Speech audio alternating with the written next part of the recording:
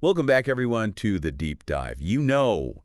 Today we are going to go deep into some B-movie sequels. Oh, yeah. You know those sometimes head-scratching follow-ups that make you wonder, Right. how on earth did that movie even get made? Yeah, these are the sequels that are so bad, they're good. Exactly. They're just so wonderfully absurd. Yeah, and they're hilarious. Yeah. Like, just the unintentional comedy It's of a it fun all. entertainment. We've got a list here. We're basing this deep dive on a video essay Okay. called A Top 10 Best Worst B-Movie Sequels. And it breaks down All right. why these films, kind of achieved cult status. Yeah. So B-movies, I mean, they're known for being low budget and Right. They have a special place, I think, in film history. yeah. These quirky, unconventional storytelling kind of movies. Yeah. But the sequels are even worse a lot of times. Yeah. They just can't quite recapture the magic or mayhem. Well, let's jump right in. I mean, Yeah, let's do it. we're starting with Picasso Trigger Okay. from 1991. All right. And this one's part of the Andy Sedaris Oh, yeah. Lethal Ladies universe, Andy Sedaris. which started with Hard Ticket to Hawaii. These movies are something else. They are known for their The unique blend, unique, yes. action and locales, and oh yeah, exploding sex dolls. Well, I mean, they embrace the excess and the silliness of it all. Yeah. They're definitely so bad it's good. Oh, yeah, for sure. And Sedaris, he was just a master of that. Well, and it's so over the top. Oh, it is. I mean, it's just a visual feast of ridiculousness. Yeah, it's great. Okay, so next we got House 2, the second story. Oh, yeah. This is 1987, and this one goes in a completely different direction. Yeah. This one is, Than the original. they just threw everything at the wall and saw what stuck. Oh, yeah. I mean, you got dinosaurs, you got a crystal skull, zombie horses. It's a wild ride. Even Bill Maher makes a cameo. Yeah. Whoa. It's just wild. Really? Bill Maher's in that? Yeah. Wow. Yeah. I did not know that. It's the kind of movie that, the production quality just adds to the hilarity. Right. You got, like, reflections of the crew and shots, Oh, no. puppetry mishaps, Ow. special effects that look like they were made in a basement. Oh, man. It's so bad. It's good. Yeah, okay, now we're going to head over to Transylvania for Howling a Second. Your Sister is a Werewolf Oh, right. from 1985. Okay. And, Now, the first Howling was actually a really good werewolf movie. right. This one Yeah, this one kind of went off the rails a little bit. took a hard left turn. There was a lot of creative tension behind the scenes on this one. Oh, really? Yeah. I mean, you had the director, Felipe Mora. He wanted to make it like a comedy. Interesting. And then the producers, they wanted a more traditional horror movie. And Christopher Lee's in this. Christopher Lee, yeah, he's totally serious in it, too. Wow. Yeah, he's just going full-on horror legend. And then amidst all of that is just this camp. Yeah. They even repeated a topless scene with Sybil Danning 17 times during the credits. Oh, my. So it's baffling, but it's hilarious. It's was just so bad. It's good. amazing. And then we get to Ninja the Third, The Domination Oh, yeah. from 1984. This one is a trip. This movie combines aerobics, Aerobics. demonic possession, Right. and supernatural ninjas. It's a wild ride. The whole Ninja trilogy is known for just being over the top. Right. But Ninja the Third just takes it to a whole other level. Yeah. I mean, you have a telephone repair woman who gets possessed by the spirit of a ninja. What? There's a love triangle, Oh, wow. and the fight scenes, I can only imagine. they just defy all logic and gravity. ban. It's a glorious mess of genres and themes. Yeah. But, amidst all the absurdity, there's this weird chemistry between the lead actors Oh, yeah. that you almost find yourself rooting for them. Wow. And then we've got a sequel that's considered to be one of the worst comedies of all time. Yeah. Caddyshack II. Caddyshack II, 1988. Ah. 1988. Yeah. Didn't quite recapture the magic of the original. No, it did not. The plot felt recycled. It did. Some of the returning stars, like Chevy Yeah. Chase and Dan Aykroyd, just didn't seem that enthused to be there. They seemed a little checked out. But, Rodney Dangerfield comes back as Al Chervik, Yes, he does. and he just shines. He is a comedic force. He is. His comedic brilliance just elevates the whole film. Oh, for sure. It's still bad, but it's entertainingly bad because of him. All right.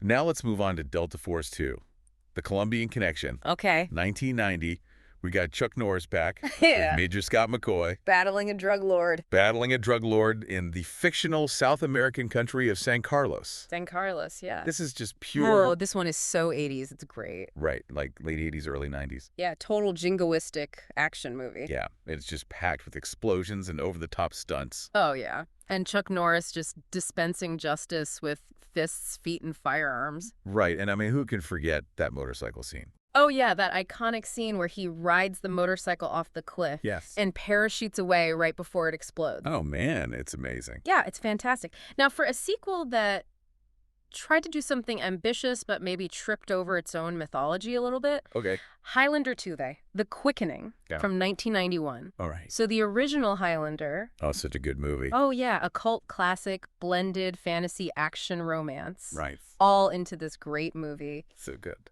The sequel made some choices. Oh, They decided to introduce a space alien backstory. what? Yeah, to explain the Immortals' origins. Wait, so Connor McLeod Yeah. is an alien now Pretty much, from the planet Zeiss. from the planet Zeist, Yeah.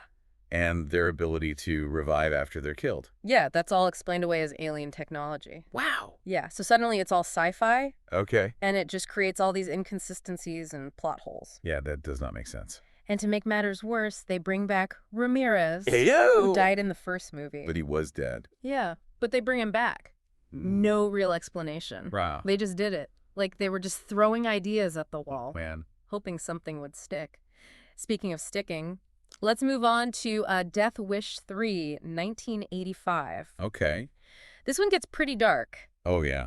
Yeah, the Death Wish series, Yeah. kind of already controversial with the whole urban vigilantism thing. Right, right. But this one takes a turn. Interesting. Yeah, Bronson's back as Paul Kersey, Right. but there's a shift in his character. Oh, really? He's not that reluctant vigilante anymore. He's Mhm. not really driven by grief or a thirst for justice in this one. So it's more of a, He's just a straight-up killer. Oh, wow. Yeah, he seems to enjoy it. Interesting. And the violence gets really graphic and stylized. So the far cry from the original Death Wish. Oh, yeah. This one's just embracing the carnage. Okay, so let's lighten things up a bit. All right. Talk about a holiday classic, Silent Night, Deadly Night Part 2. Oh, yes, from 1987. 1987. Now, this one's interesting because they actually used a lot of footage from the first movie. Oh, really? Yeah, like flashbacks. Wow. So almost half the movie is stuff we've already seen. What? Yeah, but the new stuff is what makes it so great. What do you mean? Well, they introduce Ricky, Okay. the younger brother of Billy, the original Killer Santa, and the actor Eric Freeman. Yeah. He just gives this completely unhinged performance. Oh, wow. It's so over the top. Oh, I bet. Yeah, his line delivery, his expressions, everything. Whoa. It's so bad, it's good.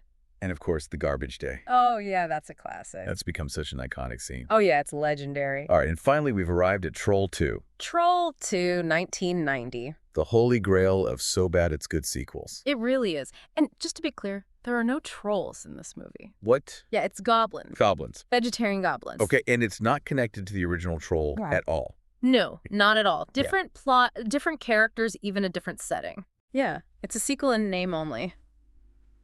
So how did this happen? I don't know, but I'm glad it did. So it's just pure unintentional comedy. Oh, yeah, the dialogue, the acting, the special effects.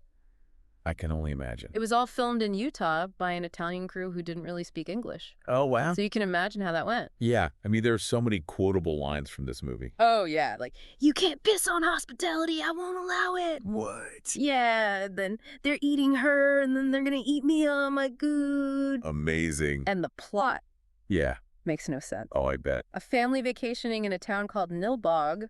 Milbog. Yeah, goblin spelled backwards. There's a witch who tries to seduce people with corn. Corn. Yeah, and a grandpa who talks to his grandson through a Bologna Ouija board. A Bologna Ouija board. What is going on in this movie? I don't know, but it's a masterpiece. It truly is a perfect storm of bad acting, bizarre writing, and cultural misunderstandings. But it's a cult classic for a reason. I mean, it really proves that even with like no budget, a language barrier, and a plot that makes no sense, you can still make something memorable. Oh, yeah, absolutely. And that's what's so great about these So Bad It's Good sequels. Right. You know, they remind us that filmmaking, it's not just about technical stuff. Right. It's about passion and taking risks and just having fun. Yeah, and I think a lot of it, too, is there's that kind of nostalgia factor. Oh, yeah, definitely. A lot of these films were released during that, like, VHS era. Right. When B-movies were just, like... They were everywhere. Yeah, and so it's like this, like... Like a warm blanket. Yeah, it takes you back to, like, simpler times. Simpler times, yeah. And there's something to be said for watching a film that's just so earnestly bad and over the top. Yeah, it's like you can't help but laugh. You just gotta laugh. Yeah, it's fun to watch with other people, too. Oh, yeah. It's a shared experience. It's like you're all in on the joke.